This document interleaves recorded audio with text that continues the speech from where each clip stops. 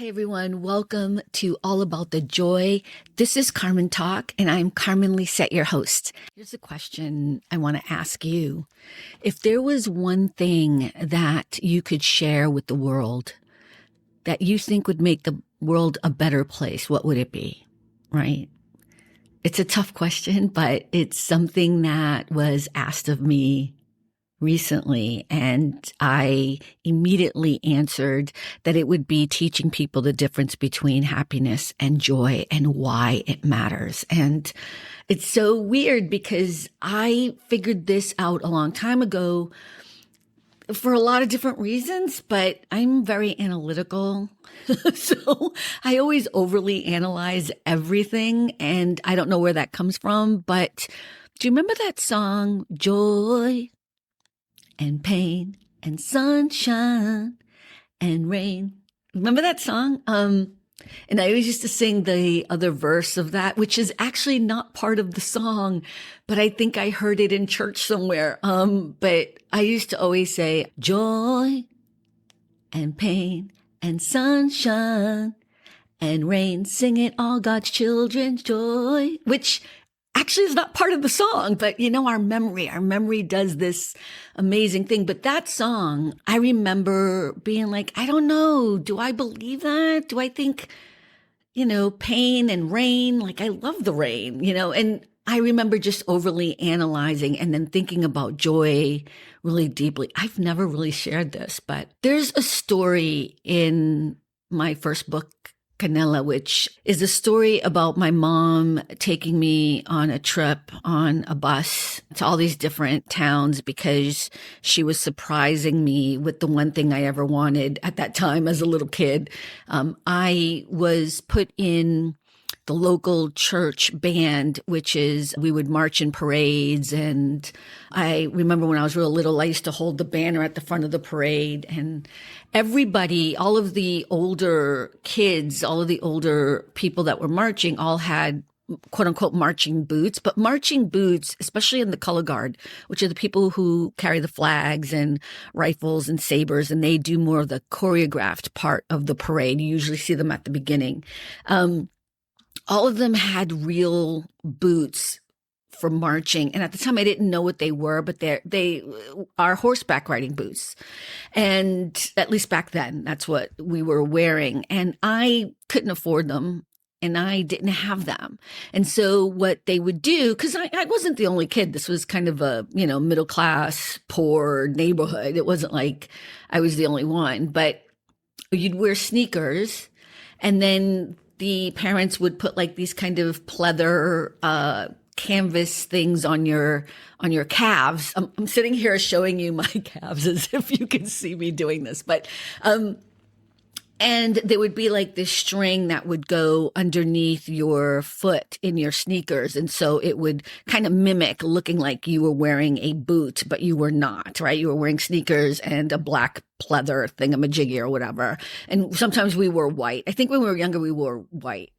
But this story is when we were wearing the black ones. And I was really kind of, I was so, I always knew we were poor. I don't know when I knew I was poor, but I always understood that there were just some things I was never going to have. And so one day my mom woke me up and, told me to get dressed or whatever. And we went on all of these different bus rides.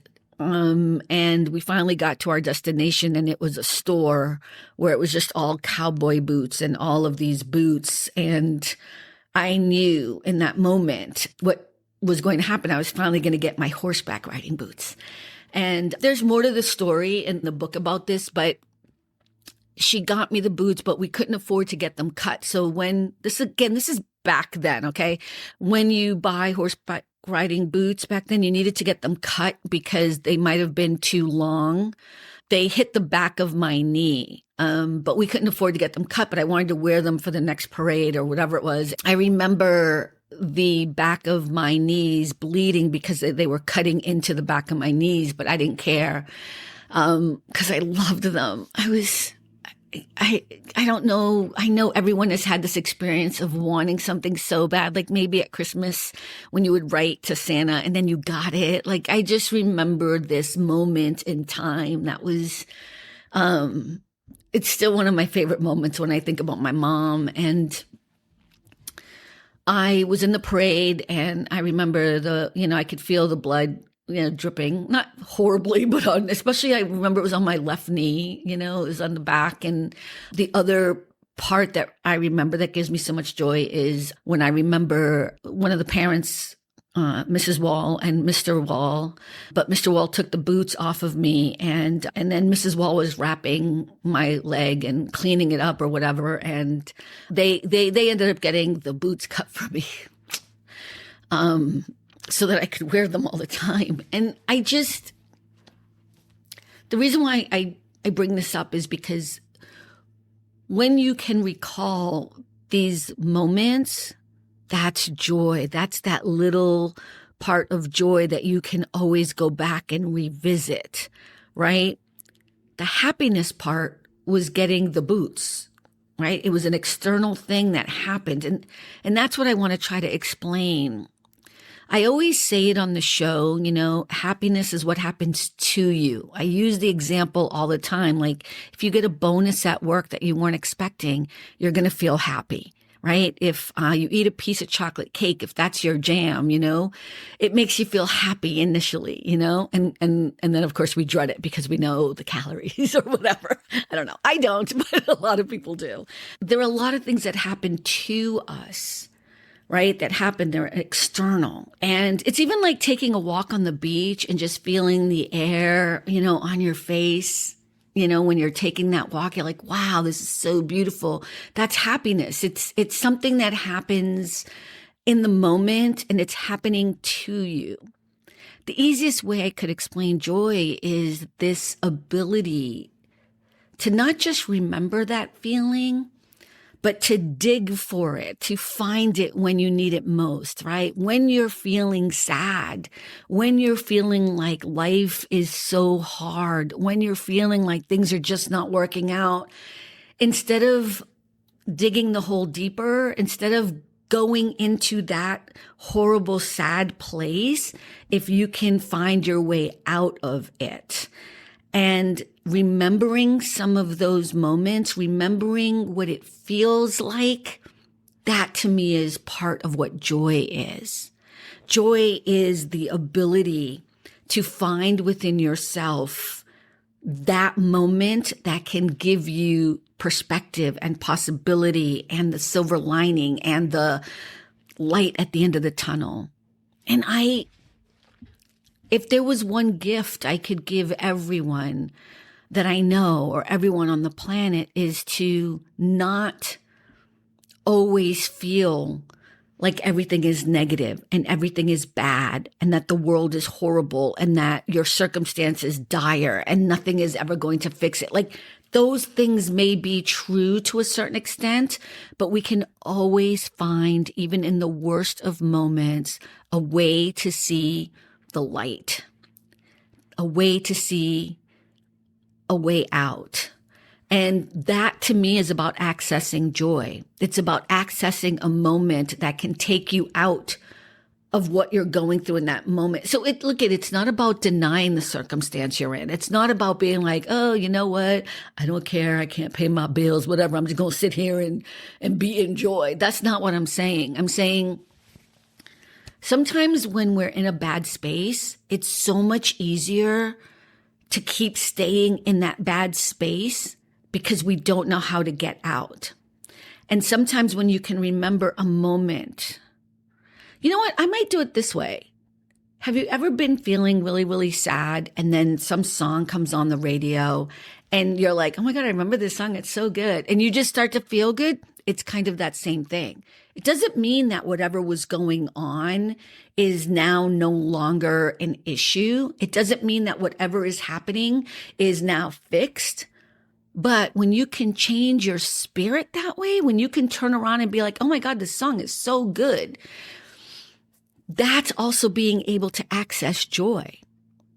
Now, I know the music is making you feel happy, right? It's an external thing. The joy is being able to find a way out. You can also, without having external things, music, come into your way to make you happy in that moment, you can also access joy from within.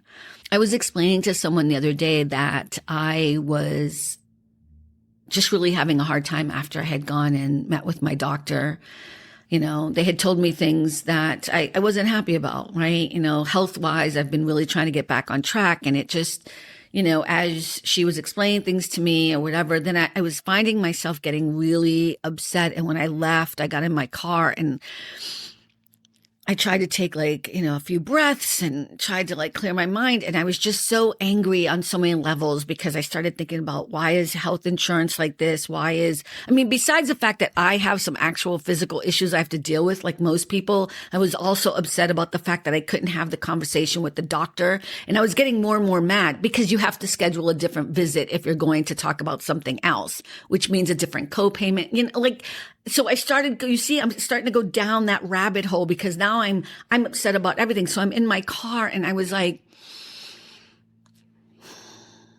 and I started thinking about my mom and I started thinking about my horseback riding boots for the parade. And I started thinking about the parents who turned around and did so much for me when I was a kid, who stepped in so many times when I needed them, especially after my mom passed away, those same people. And I started thinking like, oh my God, I'm so blessed. I wish more people understood the power of joy, the power of being able to remember things that are more important than whatever the thing is you're going through in the moment. Because here's the thing about sadness that people don't understand, and happiness, they're fleeting. They are going to happen.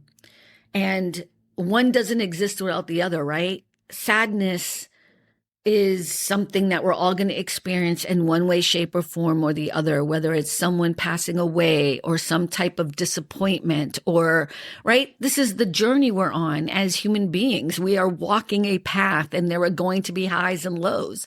And then we're going to have these moments of happiness that, oh, okay, great. You know, a new baby is born, or, you know, I did get that advancement in a new job position or whatever. Like there were going to be these moments where we have highs and lows, happiness and sadness. But the real trick of it all for me, and it's not a trick, it's just a skill, is it's not just that I want my life to be content like this all the time, because if it was, it would be kind of boring after a while, right? But how do I deal with every single thing that happens along the way? How do I find ways to deal with the lows, the parts that are painful, the parts that are hard, so that I can get back up here, so I can keep enjoying more of this life of mine and have a more consistent pathway that has more moments of joy and happiness than sadness and despair. Because the thing that's interesting is, and this part, I don't understand. I don't know what it is about the human species that we revel. I don't know if that's the right word, but we revel in pain. And I know everyone's going to be like, I don't. Yeah, you know what? Here's the thing. I feel like we're predisposed to wanting to maybe help or see what's going on, or I don't know. But like, think about a car accident. If there's a car accident and you're driving along, the reason why you end up having traffic isn't because people are going their normal, whatever, they're slowing down. And I'm not talking about they're slowing down to go around the accident. You know what I'm talking about. Most people are watching the accident. Right? It's kind of like when something bad happens, people are like now using their phones to videotape it. I mean, and sometimes I'm grateful that people do that, but we don't always understand why we're so fixated on the negativity, the sadness, the violence, the accident or whatever, right? Whereas things that are joyful and beautiful and wonderful, we don't pay that much attention to them. We kind of just let them go. I mean, we're like, oh yeah, that was great. And then we just move along and we want whatever's next. mean, in that sense, I feel like human beings are pretty remarkable. The reason why we've made so many advancements is because we're never satisfied. Like there's good and bad to that, right? We're never satisfied in any way, shape, or form with what is. We want what's next. That doesn't mean we're greedy. It means we're human. This is why we've made so many technological advancements and medical advancements. And, I love humans. I think humans are amazing. I think what makes me sad is watching the breakdown of humans so easily because they don't understand that life doesn't need to be so negative.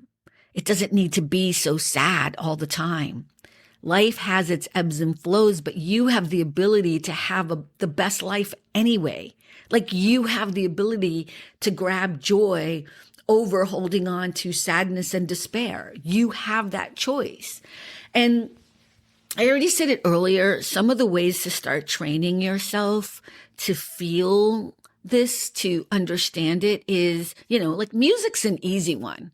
When you're feeling sad, when you're feeling like, you thought you were going to be able to do something, but you didn't quite qualify or you got rejected or whatever, you went out on a date and you really liked the guy and he told you, he wasn't interested in you, whatever it is, or maybe you were going to run a race and you came in fifth, you thought you were going to win it, whatever it is. One of the ways you can start to train yourself to focus on joy or focus on getting yourself out of the sadness is do a simple thing and start having music available to you right away.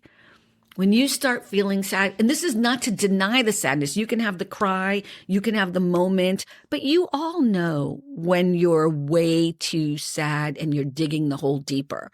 We do know, you do know when enough's enough, but you're still there. And then you start to get angry and then you start blaming other people and then you start going to, you know what I'm talking about. But if you could turn around and even do something as simple as putting on a song that you love, that has always made you feel good and have that available to you immediately, that might be a way to start getting you into that space. For me, I have a lot of different memories that I put in my first book, Canela, that I sometimes go to in my head because I remember what it felt like to be loved. I remember what it felt like to be nurtured. I remember what it felt like to be accepted. I remember what it felt like to be thought of as worthy. I remember what it feels like to be considered.